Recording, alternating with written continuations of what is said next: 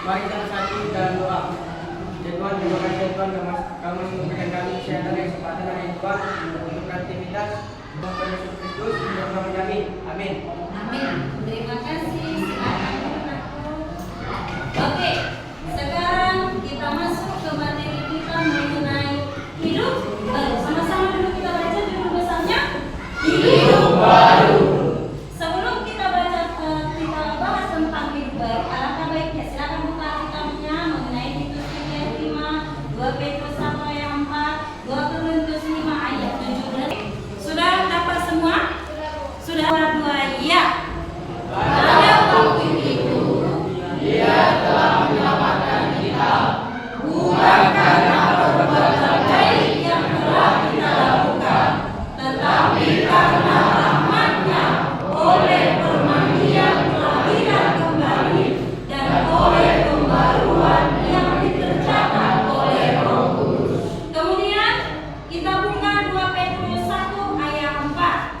Dan dengan cara itu Dia telah menganugerahkan kepada kita janji-janji yang berharga dan yang sangat besar, supaya olehnya kamu boleh mengambil bagian dalam program ilahi dan luput dari hawa nafsu duniawi yang membiasakan dunia. Tujuan pembelajaran dari makna hidup baru beserta dengan landasan Alkitabnya ini tujuannya. Yang pertama adalah kamu bisa memahami makna hidup baru, lalu mampu menganalisis pengalaman pribadi tentang hidup baru, menganalisis apa hal-hal yang dapat diamati pada orang lain tentang perubahan karena mengalami hidup baru. Oke, itu tujuan yang mau kita capai di dalam dirimu sebagai yang diharapkan untuk menjadi manusia baru seperti dalam 2 Korintus 5 ayat 17 tadi. Oke? Sekarang kita masuk sebelum kita bahas lebih jauh. Kenapa kalian dituntut hidup baru? Supaya profil belajar Pancasila ini betul-betul terwujud. Profil yang pertama adalah tentang kemandirianmu, tentang bernalar kritismu, dan tentang kekreatifan. Tujuannya adalah di dalam mandiri.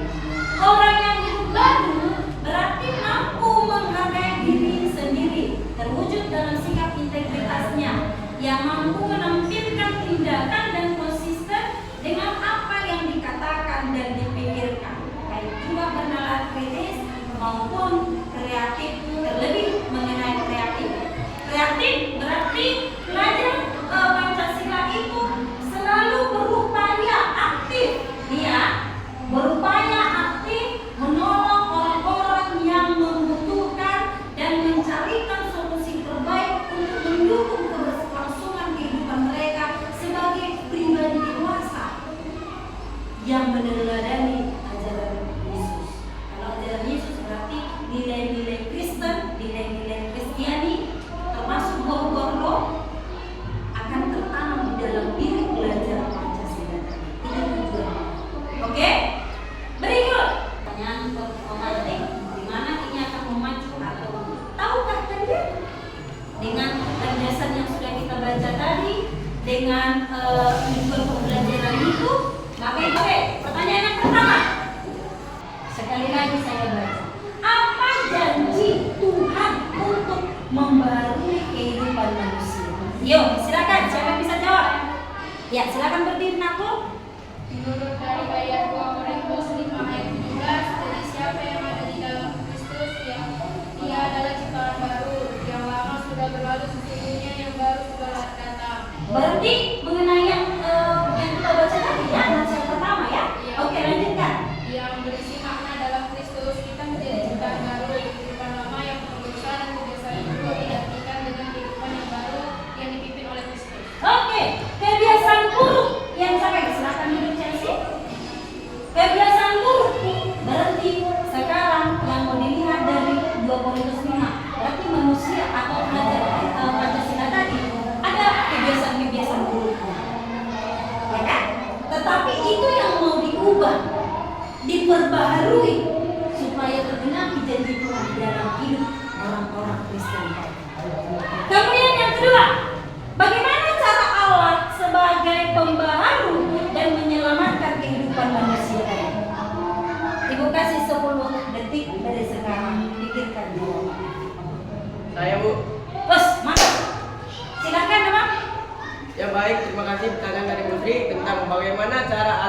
sebagai pembaru dan menyelamatkan kehidupan manusia. Nah, di sini saya akan menjawab. Menurut saya, Allah memperbarui dan menyelamatkan kehidupan manusia melalui Yesus Kristus. Roh Kudus, firman Tuhan, iman, pertobatan, dan persekutuan orang percaya. Keselamatan bukan hanya tentang pengampunan dosa, Allah dan menjadi saksi bagi dunia. Cara Allah berarti kita harus mengenal Allah dulu, firman-Nya dulu. Siapa Allah itu? Tritunggal, Allah Bapa, Anak dan Roh Kudus. Datang itulah caranya. Kalau kita mau diperbaharui, diselamatkan, kenal dengan Allah, ikuti firman-Nya. Yang ketiga, apa yang dimaksud dengan Allah sebagai pembaharu kehidupan? 10 detik. Tahu? Yuk. Menurut saya adalah Allah sebagai pembaru kehidupan adalah proses bahwa Allah bekerja secara aktif untuk mengubah manusia dari lama yang penuh dosa menjadi hidup baru yang bekerja kepadanya. Pembaruan ini terjadi melakukan keselamatan dalam Kristus, karya Roh Kudus, firman Tuhan, dan komunitas iman. Dilakukan supaya memiliki pembaruan kehidupan ini. Lalu yang terakhir, apa janji Allah tentang Tuhan bagi orang yang membaharui diri tadi? Kita sudah baca tadi tentang Titus, tentang Petrus, dan tentang Korintus mengenai makna pembaharuan. Tentu kamu harus tahu janji Allah dari nas-nas yang sudah kita baca tadi. Siapa yang bisa? Ya, silakan. Dalam. Menurut pendapat saya, apa janji Allah tentang pembaruan? Janji Allah tentang pembaruan mencakup pembaruan hati, pikiran, dan kehidupan manusia melalui Kristus, Roh Kudus, dan firman Tuhan.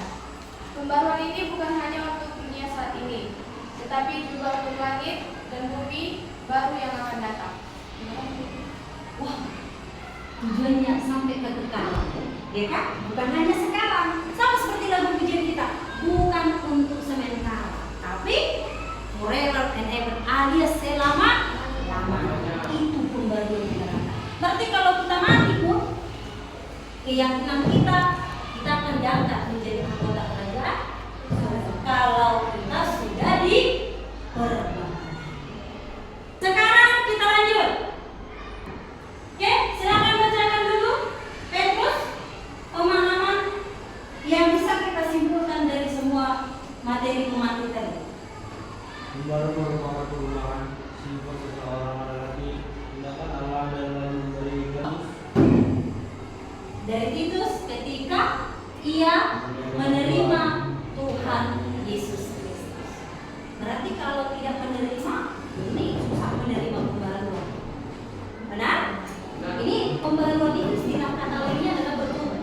Susah ini berubah diri kalau dia tidak menerima Tuhan Yesus Kristus. Kemudian yang kedua, orang yang bertobat, orang yang terperbarui itu adalah tidak hanya menerima kehidupan ilahi, tetapi sama-sama ia juga menerima perangai yang baru. Perangai itu tahu? Perangai itu adalah perilaku yang sesuai dengan firman Tuhan. Itu maksudnya. Berdasarkan 2 Petrus 1 ayat 4, perangai yang dimaksud adalah sesuai dengan firman Tuhan. Tidak dengan keinginan diri sendiri, tidak dengan hal-hal duniawi, tetapi dengan pimpinan Roh Kudus seperti yang disampaikan oleh firman Tuhan. Kemudian yang terakhir ditutup, ia akan menjadi ciptaan sah kalau dia adalah orang yang diperbaharui. Sekarang ada sebuah ilustrasi di sini menyampaikan. Semoga bisa ditonton. Boleh ditonton? Habis ini kita belajar kelompok ya.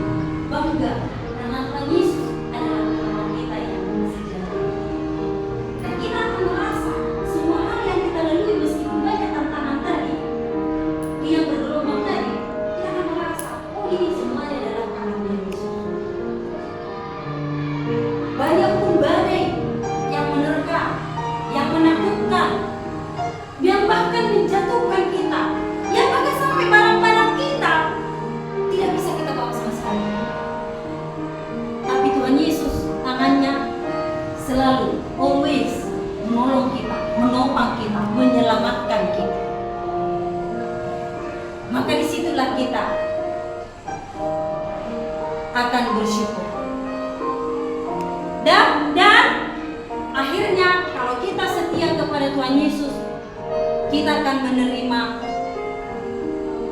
kado dari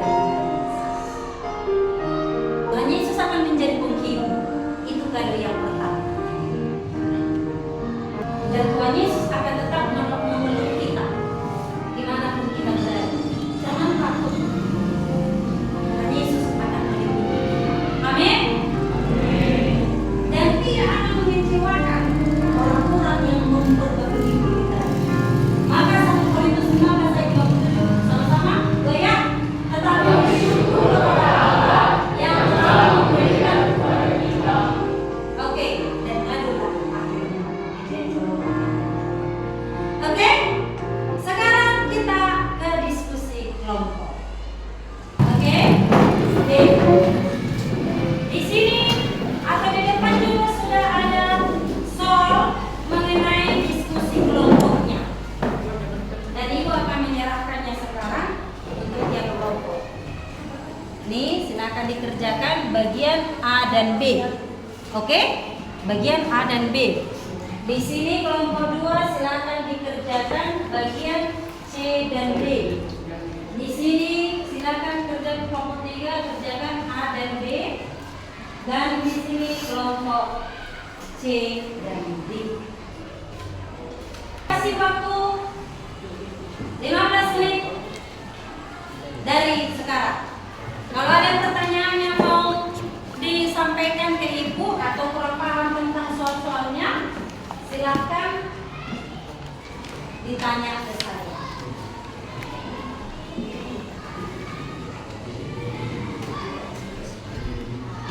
Aman ya? Apa yang diubah? Berarti mengenai hatimu, perilaku, sifat dan lain sebagainya. Berarti seperti itu contohnya ya. Lalu di sini apa pertanyaannya yang kedua? Mana yang lebih dahulu yang harus kamu ubah tadi? Kamu harus pahami. Ini soalnya harus dipahami dulu, karena kamu sudah tahu tadi apa aja yang diubah kan? Oke? Di sini sekarang untuk bagian AB, apa yang mau diubah? Berarti mengenai tindakanmu, perilakumu, itu harus kamu bahas. Oke? Oke? Mana yang bisa dipertahankan, mana yang tidak perlu dipertahankan, itu yang kira-kira yang mau dirubah. Yang mau dirubah itu berarti yang mau memperbaiki diri. Oke? Oke. Oke, waktunya tinggal 2 menit lagi. Ada yang sudah selesai? Ada yang sudah selesai?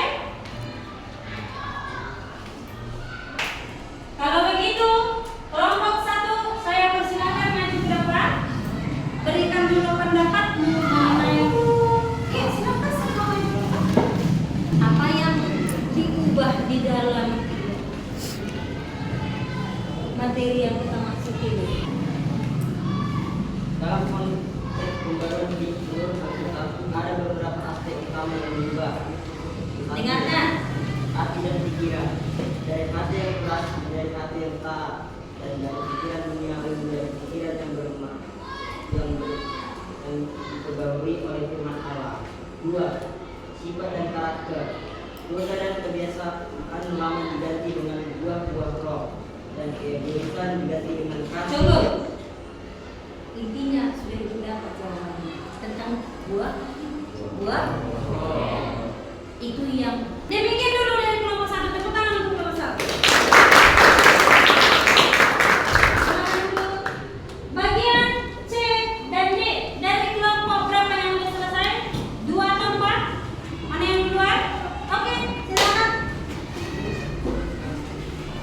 Mana yang lebih dahulu muncul? Menyadari dulu atau mengubah? Iya, silakan.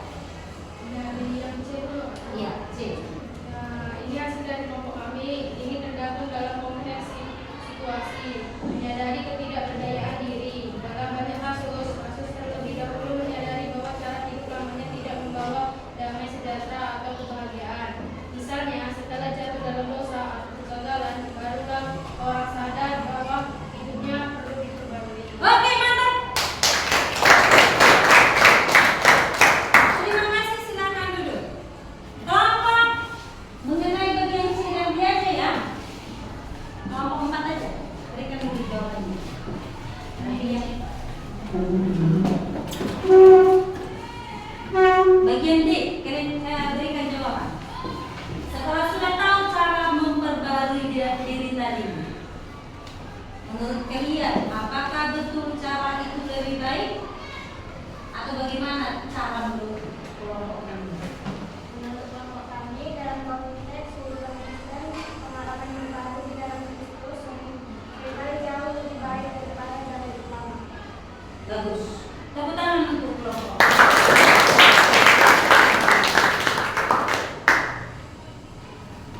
Berikut, karena kita sudah tahu tentang bagaimana pembaharuan itu melalui video ilustrasi tadi, sekarang masuk kita ke merefleksikan diri.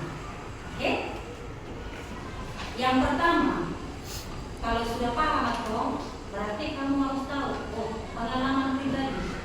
Apakah ada pengalaman pribadi atau situasi tertentu yang membuat Anda merasa perlu memperbaharui diri? Menurut kalian, berikan dulu jawaban. Siapa yang bisa jawab? Adakah yang perlu diperbaharui menurut kalian? Berikan dulu jawaban. Silakan. Seorang yang merasakan perlu mengajuin ketika mengurangi menggunakan konflik dengan teman atau saat merasa kurang bermakna. Misalnya seseorang sesungguhnya menyadari bahwa perilaku yang suka berbohong, kepercayaan orang lain mungkin merasa perlu berubah lebih jauh.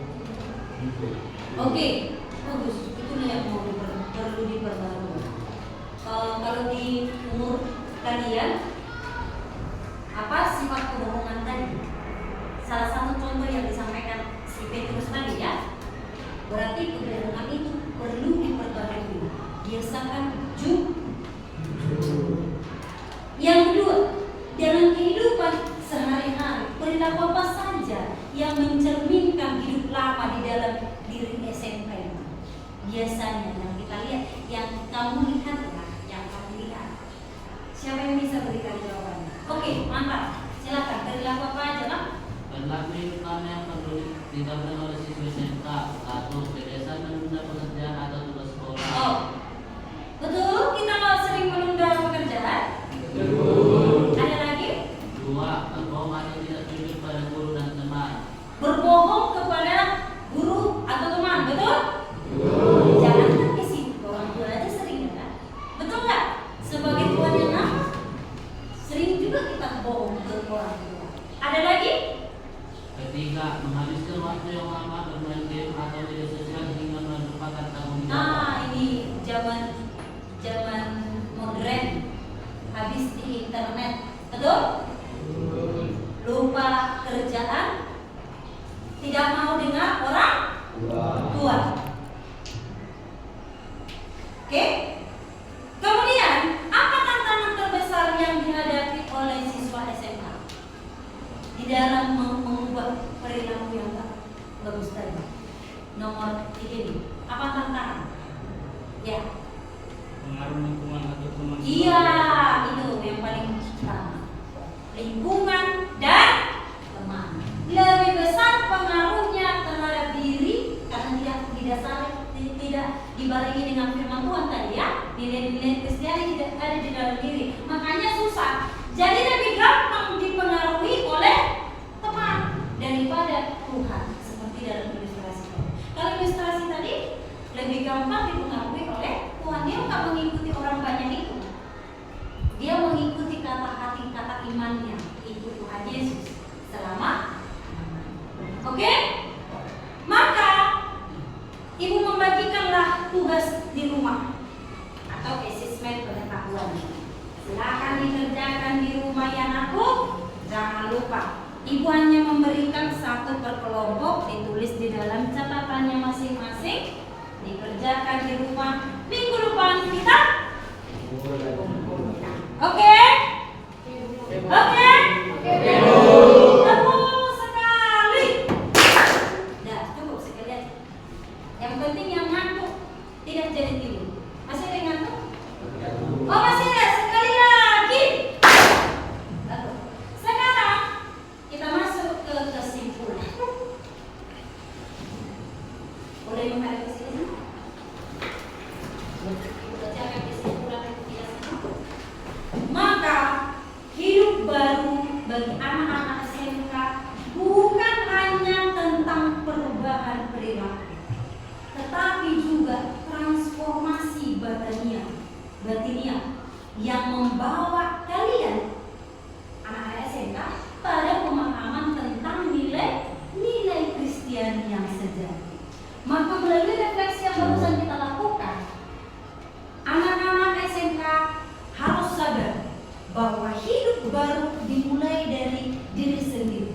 Sadar meninggalkan kebiasaan lama yang tidak sesuai dengan ajaran Kristus dan menggantinya dengan tindakan yang nyata yang mencerminkan kasih, tanggung jawab, dan integritas sebagai orang Kristen dalam bimbingan dan dukungan dari guru pendidikan agama, tapi dari guru-guru yang lain juga boleh. Namanya supaya hidup bermakna dan berorientasi pada kebenaran. Oke? Oke? Demikianlah dulu untuk materi hidup baru di dalam Kristus. Kalau begitu, karena sudah selesai berakhir pelajaran kita, atau ada maaf? Ada lagi? Beres semua? Terima kasih. Tepuk sekali. Maka kita tutup kegiatan kita dengan doa yang dipimpin dari Tuhan. Wah, mantap sekali. Silakan. Silakan Cesi. Ya, kita berdoa. Bapak, terima kasih atas anugerah yang telah berikan pada hari ini. Kami mau pulang bersama kami keselamatan sampai ke rumah. Dan berikanlah kami kepintaran yang telah diberikan kepada guru kami. Inilah doa yang tidak sempurna, kiranya kusuk mangkala dengan darah yang kudus, dan nama Yesus Kristus yang berkabung di situ. Amin. Terima kasih Chelsea. Oke, silakan dirapikan aku kursi-kursinya.